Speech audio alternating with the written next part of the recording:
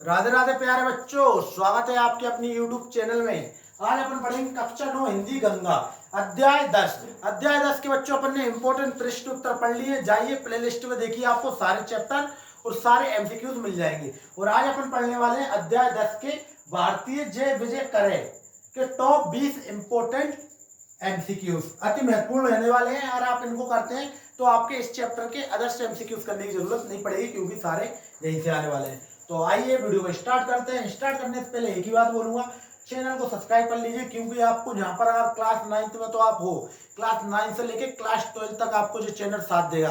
क्योंकि 9th के बाद आओगे आप 10th में, 10th की हिंदी भी आपको यही मिल जाएगी पहले से ही, फिर उसके बाद 11th की भी मिल जाएगी, उसके बाद 12th की भी मिल जाएगी। ठीक है प्यारे बच्चों, यानी कि 4 साल तक आपको जो चैनल साथ देगा, तो बिल्कुल ध्यान से पढ़ना है। तो देखो, class 9th Hindi Ganga chapter 10 भारतीय जय विजय करे टॉप 20 एमसीक्यू।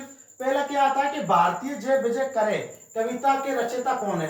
अगर आपने चैप्टर अच्छे से पढ़ा है तो आपको पता होगा चैप्टर के रचयिता कौन है।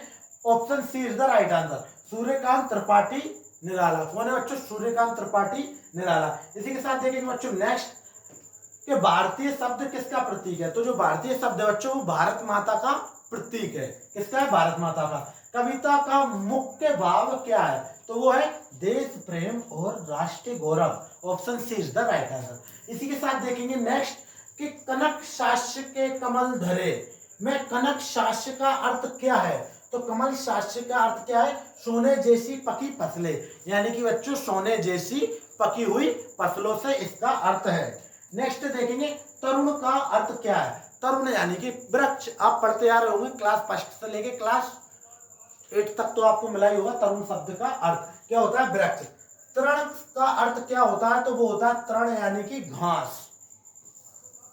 कवि ने भारत को किस रूप में चित्रित किया है? यानी कि बच्चों जो कविता का कवि है उसने भारत को किस रूप में चित्रित किया है?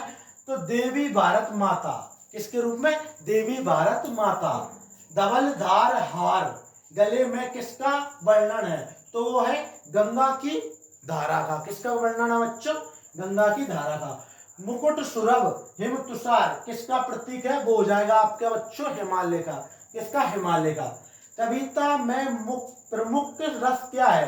तो वो प्रमुख रस क्या है बच्चों? वीर रस का। यानी कि जो भारत माता आपका चैप्टर है बच्चों, उसमें वीर रस की प्रधानता है, ऐसा कह लो। कि जय का अर्थ क्या होता है? विजय करना। जय का विजय करना। ठीक है। विजय करे का अर्थ क्या है? विजय प्रदान करें। क्या है बच्चों? विजय प्रदान करें। कविता किस विधा की रचना है? बच्चों जो आपकी कविता है भारतीय विजय करे, उसकी जो कविता है वो कविता की विधा की रचना है। कविता की भाषा कैसी है बच्चों? संस्कृत निष्ठ एवं समासिक है।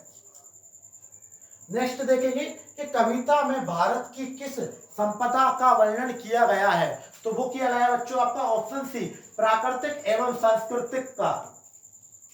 कवि भारत के लिए क्या कामना करता है बच्चों? क्या कामना करता है? वो करता है जय और विजय, यानी कि भारत की जय भी हो और विजय भी हो। ठीक है। नेक्स्ट, कविता का प्रमुख संदेश क्या है?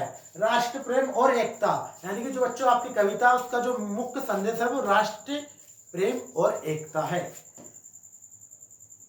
प्रणव का अर्थ क्या है बच्चों? वो है ओम।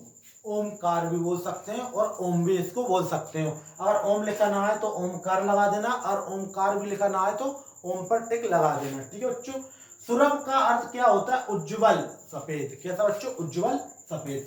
कविता में भारत की किस भावना को सर्वोपरि माना गया है?